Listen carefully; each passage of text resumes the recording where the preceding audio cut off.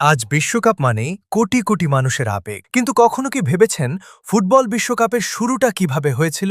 সময়টা ১৯৩০ সাল। ফুটবল তখন জনপ্রিয় হলেও বিশ্বের সেরা দলকে নির্ধারণ করার মতো কোনো আন্তর্জাতিক টুর্নামেন্ট ছিল না। তখনই ফিফা সিদ্ধান্ত নেয় আয়োজন করা হবে একটি বৈশ্বিক ফুটবল প্রতিযোগিতা, যার নাম হবে ফিফা ওয়ার্ল্ড কাপ। প্রথম বিশ্বকাপের আয়োজক ছিল উরুগুয়ে। মাত্র ১৩টি দল অংশ নিয়েছিল সেই আসরে, আর বেশিরভাগ ইউরোপীয় দলকে সমুদ্র পথে কয়েক সপ্তাহ ভ্রমণ করে পৌঁছাতে হয়েছিল। ১৯৩০ সালে ১৩ জুলাই শুরু হয় ফুটবল ইতিহাসের প্রথম বিশ্বকাপ, আর ফাইনালে আর্জেন্টিনাকে হারিয়ে প্রথম বিশ্ব চ্যাম্পিয়ন হওয়ার গৌরব অর্জন করে উরুগুয়ে। সেই ১৩ দলের ছোট্ট টুর্নামেন্ট আজ পরিণত হয়েছে বিশ্বের সবচেয়ে বড় ক্রীড়া আসরে, যেখানে কোটি কোটি মানুষ একসঙ্গে উদযাপন করে ফুটবলের উৎসব। ভাবতে অবাক লাগে না, আজকের বিশ্বকাপের এই মহাযাত্রা শুরু হয়েছিল প্রায় ১ শতাব্দী আগে, মাত্র ১৩টি দলকে নিয়ে।